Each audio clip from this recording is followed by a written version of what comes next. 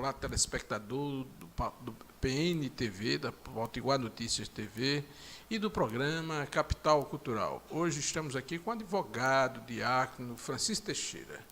E vamos falar um pouquinho sobre direito canônico. Teixeira, em primeiro lugar, muito obrigado por ter vindo.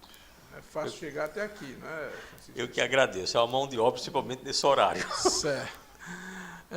Então, muito obrigado. E vamos falar um pouco, não é, sobre o matrimônio, né, que isso é muito importante para a Igreja Católica, né, do direito canônico. E vamos falar também, né, sobre as possibilidades, né, do direito canônico agora ser exercido aqui em Natal, né, ou seja, aqui nós temos um arcebispado, né, e anteriormente as pessoas que necessitavam do direito canônico tinham que se dirigir até a Roma, né? Então, vamos primeiramente colocar sobre o matrimônio. Vamos falar sobre a anulação de matrimônio, não. Vamos falar primeiro do matrimônio. Evandro, a primeira coisa que a gente precisa, assim, eu acho que deixar bastante claro, que o famoso direito canônico, né, ou direito sagrado para os cristãos católicos, né, ele está sob a vigência do Código Canônico de 1983, que foi promulgado pelo Papa São João Paulo II. Em 1883, pela história da Igreja, ele é novo. É novo. E esse código, ele complementa, no dizer do próprio Papa, na sua apresentação, ele complementa para nós católicos o Vaticano II, que foi o grande concílio que mudou a cara e a feição da Igreja para os tempos modernos. Então, o Código Canônico repercute todo esse ganho, todo esse aprendizado da Igreja ao longo do tempo, que está consignado no Código de Direito Canônico 1983. É muito novo, é recente. É muito novo. E ele traz uma inovação que é uma coisa fantástica. O código anterior, que era o Código de Trento, que era de 1917, ele iniciava trazendo como seu primeiro capítulo, ele tratava da hierarquia da igreja. Esse novo, ele começa pela definição do que é a igreja, ou seja, o povo de Deus. Ou seja, ele se configura exatamente ao que o concílio diz: a igreja é o povo de Deus, ou seja, a comunidade dos homens e das mulheres batizados. E depois que ele trata dessa estrutura, o povo de Deus que caminha, o povo de Deus que pensa, o povo de Deus que sofre, o povo de Deus que tem sonhos, o povo de Deus que é pecador, é que ele vai tratar da hierarquia da igreja. A hierarquia saindo de dentro desse povo. Ninguém caiu do céu, nem um padre, nem um bispo, nem o papa, nem freira, nem diácono cai do céu. É gerado dentro desse povo de Deus a comunidade dos fiéis, homens e mulheres comuns. Então, com o Papa Francisco, ele está fazendo um esforço para que esse aprendizado, esse instrumento fantástico que é o direito da igreja, ele também seja acessível aos fiéis comuns. Principalmente quem precisa do direito da igreja. Porque nós somos uma comunidade de fé, de direitos e deveres. Mas os fiéis comuns, os mortais como nós, só conhecemos os deveres. Assistir missa todos os domingos e festa de guardas, pagar o dízimo segundo o costume. E ninguém tinha o costume de pagar o dízimo, portanto ninguém pagava dízimo. Mas os direitos a gente não conhecia. Por exemplo, o direito à confissão. O fiel tem direito a se confessar no dia que ele quiser, na hora que ele quiser. Basta procurar o ministro ordenado, capacitado para tal. O direito, por exemplo, a conhecer como é que a igreja é administrada, como ela funciona, isso são direitos fiéis. E o direito também de dirimir dúvidas sobre a validade, por exemplo, do seu matrimônio para aqueles casamentos fracassados. Certo. Inclusive tem uma pastoral agora do segundo matrimônio. Nós temos a pastoral da família, que hoje também já se desdobra na pastoral do segundo matrimônio.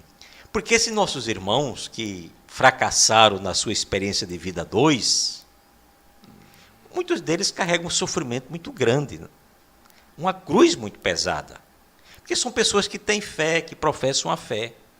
E tomaram uma decisão na vida equivocada.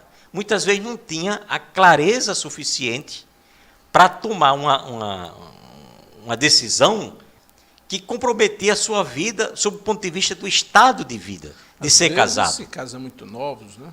E manifestar um casamento. Então, o Papa, vendo essa situação, escutando a voz dos bispos do mundo todo, escutando as pessoas que trabalham com a pastoral familiar, o Papa disse: é necessário que a gente coloque esse serviço da igreja mais próximo das pessoas. E recomendou a constituição dos tribunais eclesiásticos nas dioceses. Então, todas as dioceses agora têm os seus tribunais? Em tese, toda diocese pode ter um tribunal eclesiástico. Pode. E o Papa incentiva. A Arquidiocese de Natal. Acontece, Evandro, que para se criar um tribunal eclesiástico é preciso que nós tenhamos pessoas habilitadas em direito canônico. E não é fácil. Verdade. Tanto padres religiosos ou religiosas podem ter habilitação em direito canônico, como também leigos. Porque o tribunal, para funcionar, ele precisa do juiz eclesiástico, ele precisa do promotor, ele precisa do advogado, ele precisa do defensor do vínculo, que é uma função dentro da estrutura, que é aquela pessoa que vai verificar e defender o sacramento do matrimônio. Ele é o zelador pela validade e o reconhecimento do sacramento como tal. Quer dizer, precisa de toda a estrutura, os notários, os secretários, as pessoas que precisam trabalhar nesses processos. O processo, sob o ponto de vista formal, é semelhante ao processo comum. Certo. Tem um devido processo legal. Tem um devido processo legal. Aliás, o nosso direito, né, ocidental, né, bebe no direito romano, no direito canônico. Não é verdade? Então, verdade. É muito semelhante. Então, aqui no Rio Grande do Norte, os bispos da província, que nós temos uma província eclesiástica que é composta pela Arquidiocese de Natal, pela Diocese de Mossoró e pela Diocese de Caicó. Os bispos resolveram criar um único tribunal, um tribunal provincial para atender às demandas das 3 dioceses do Rio Grande do Norte. Certo. E olha, nós já temos bastante processo. Funciona em Natal. Funciona em Natal. Se vir nas 3 dioceses. Se vir nas 3 dioceses. E nós temos um núcleo em cada uma das dioceses, com pessoas, padres habilitados, que escutam, formatam o processo lá, né, e trazem para a análise aqui do Tribunal Eclesiástico. Certo. Eles formalizam, mas não seria a primeira instância. Formalizam. A primeira instância é aqui. É aqui. Formalizam e encaminha para o Tribunal Eclesial aqui na Arquidiocese de Natal. Aqui. E já tem muitos processos. Já, o tribunal foi inaugurado o ano passado, né, no final do ano. Hoje nós já batemos a casa dos 100 processos. Dos 100 processos. E esses 100 processos, quase todos sobre o sacramento do matrimônio? Eminentemente sobre o sacramento do matrimônio. E é interessante, o processo é aberto para verificar se a celebração do sacramento do matrimônio daquelas pessoas, daqueles 2 viventes, se foi válido ou não. Certo. A anulação do casamento eclesial, ele se dá mais por erro essencial de pessoa? Também, mas nem sempre. Sim. Que é uma coisa interessante. A igreja não declara a nulidade do matrimônio. Ela reconhece a nulidade do matrimônio. Certo. Possibilitando um novo matrimônio.